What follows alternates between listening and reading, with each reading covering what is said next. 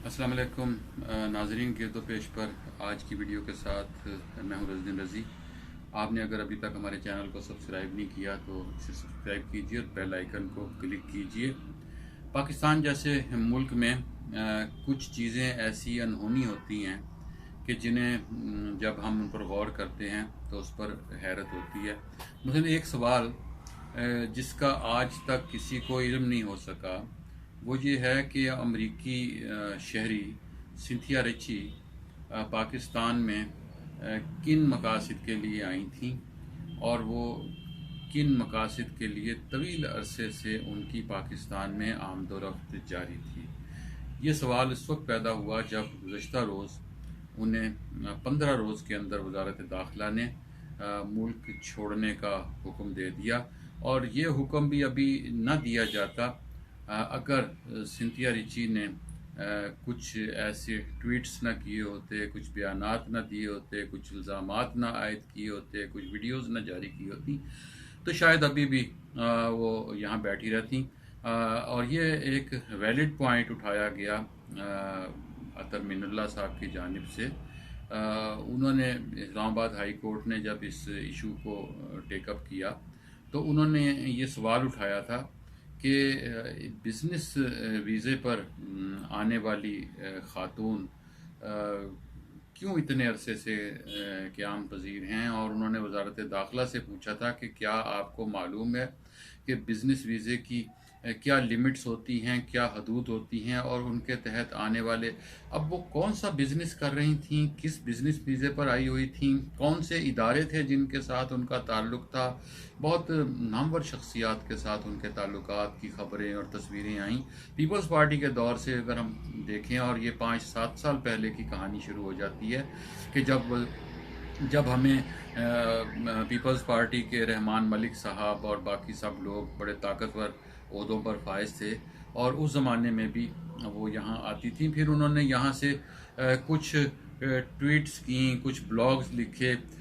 उनको सबसे पहले उस वक्त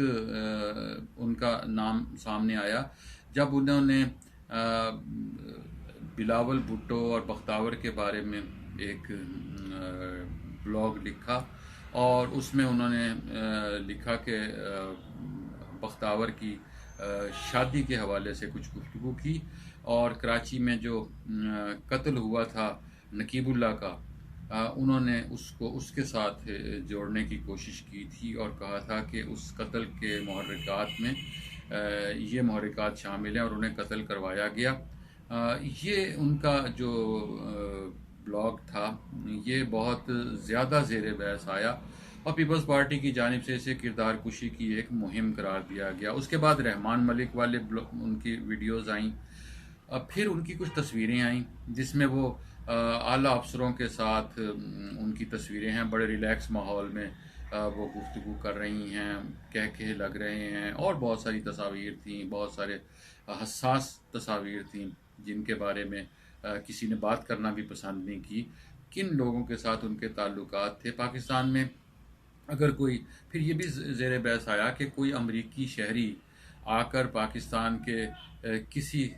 मौजूदा या साबिक वज़ीर आज़म, मौजूदा या साबिक वज़ीर, या किसी के बारे में भी, मोहतरमा बेनज़ीर भुट्टो के बारे में उन्होंने जो गुफ्तगू की, और मोहतरमा बेनज़ीर भुट्टो और आसिफ जरदारी साहब के ताल्लुकात के हवाले से जो गुफ्तगू की,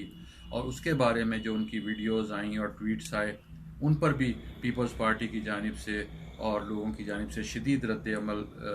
सामने आया। फिर ये सवाल सामने आया था कि क्या पाकिस्तान का कोई शहरी अमेरिका में जाकर किसी अमेरिकी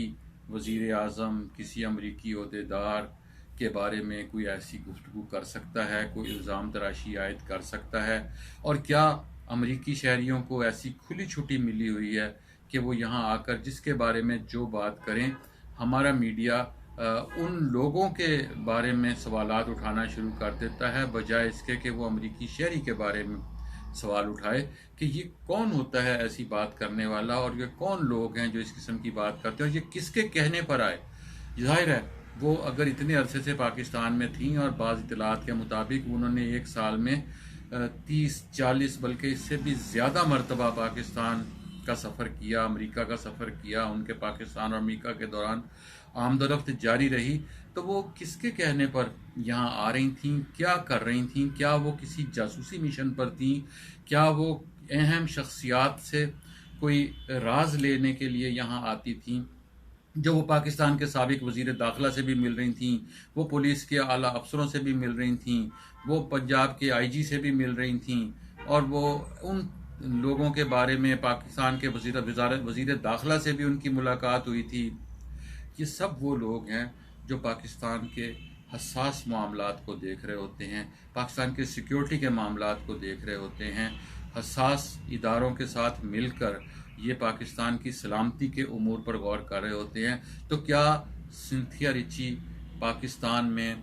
जासूसी के मिशन पर थीं? ये एक ऐसा सवाल है जिसका जवाब हमें शायद कभी भी नहीं मिल सकेगा, क्योंकि जो ताकतवर लोग उनके साथ थे, ना उनसे किसी को सवाल करने की हिम्मत है, ना कोई उनसे कभी पूछेगा कि आखिर एक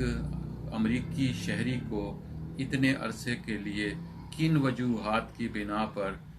पाकिस्तान में क़याम की इजाज़त दी गई। उनका बिज़नेस वीज़ा था, तो फिर उनका बिज़नेस क्या था? क्या उनका बिज़नेस जासूसी था?